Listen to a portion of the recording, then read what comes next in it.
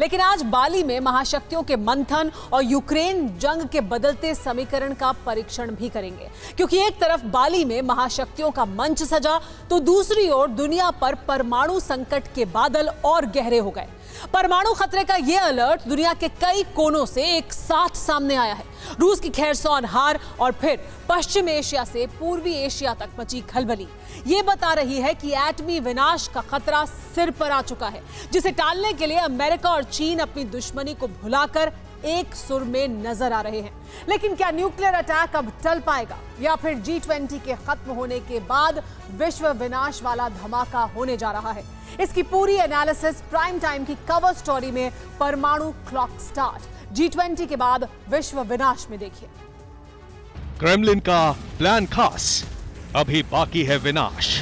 G20 में उम्मीद जागी, कुछ विकल्प अब भी बाकी, लेकिन एटमी खतरा नहीं टला। वॉर जोन में तय है फैसला।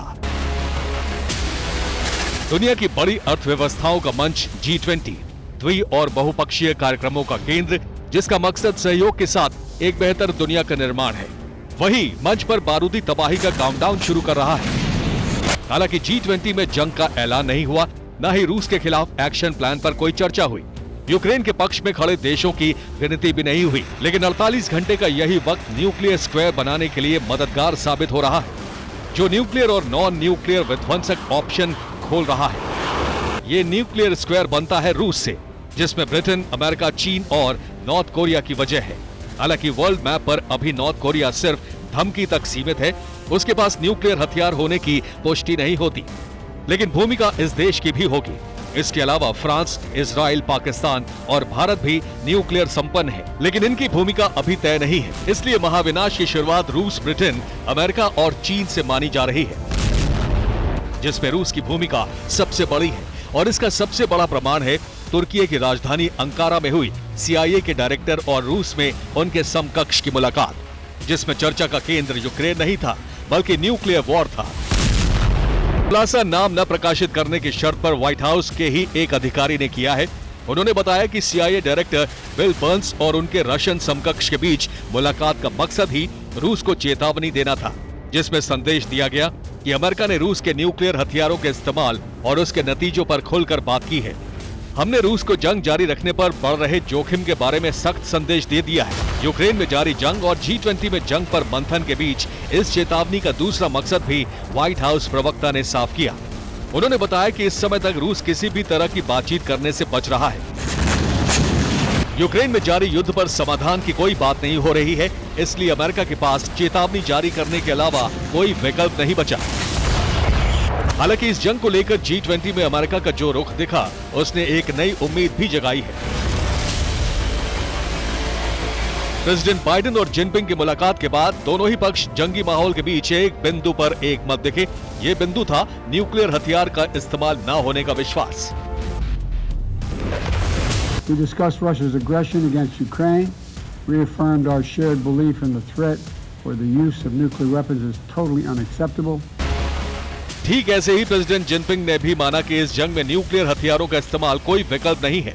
लेकिन यूक्रेन के वॉर में बदल रहे हालातों से साफ पता चलता है कि बदलाव भले ही व्यवहार में दिख रहा हो, शब्दों में दिख रहा हो, लेकिन महाविनाश की कल्पना में कोई बदलाव नहीं, जिसका कारण है खेरसौन से रशियन फोर्स की वापसी के बाद बदले हालात, जिससे क्रेमलिन पर महाविनाश का दबाव बढ़ने लगा। खेरसौन से फोर्स की वापसी को रूसी नागरिक हार का प्रतीक मान रहे हैं। क्रेमलिन के अंदर भी पुतिन के फैसले का विरोध शुरू हो गया है। सड़क पर प्रदर्शनकारी सरमत 2 के इस्तेमाल की मांग कर रहे हैं। क्रेमलिन में भी सरमत 2 से न्यूक्लियर अटैक की डिमांड ने अब जोर पकड़ लिया है। मतलब साफ है, रूस अब जो भी न्यूक्लियर या नॉन न्यूक्लियर हथियार इस्तेमाल करेगा, वो न्यूक्लियर स्क्वायर को महाविनाशक हथियार इस्तेमाल करने के लिए प्रेरित करेगा। इसका एक और प्रमाण है G20 में शामिल हुए रूस के विदेश मंत्री सर्गेई लावरोव का बयान, जिसमें उन्होंने दो टूक कहा कि नियो नाजियों से रूस बातचीत नहीं करेगा।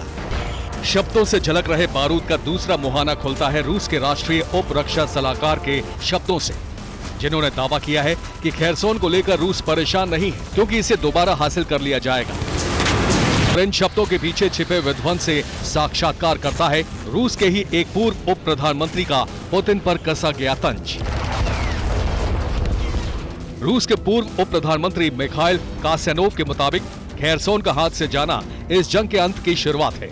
यूक्रेन में छेड़ी गई जंग मास्को हार रहा है। खार्किव और खेरसोन में रूसी सेना की वापसी पुतिन की हार का प्रतीक है। अगले कुछ महीनों में ही युद्ध का अंत हो जाएगा। हालांकि ये तंज क्रेमलिन के खिलाफ राजनीतिक बयान है, लेकिन इस बयान से झांक रहे भविष्य को समझ लीजिए। जंग का अंत करीब होने का मतलब हार स्वीकार करना कतई नहीं होगा, बल्कि इस जंग के अंत का सीधा मतलब है महाविनाश, क्योंकि पुतिन के पास अब जो ऑप्शन है वो न्यूक्लियर हथियारों के इस्तेमाल का है। और रूस का रुख देखते हुए साफ पता चलता है कि इनका इस्तेमाल होने में कोई संदेह नहीं है। खास बात यह है कि इन हालातों का आकलन नेटो फोर्स भी कर चुकी है। खुद नेटो चीफ जेंस स्टोल्टनबर्ग ने रूस को लेकर न्यूक्लियर हथियार के इस्तेमाल की आशंका एक बार फिर से जाहिर कर दी है। We should not make the mistake of underestimating Russia. The Russian armed forces retain significant capabilities as well as a large number of troops.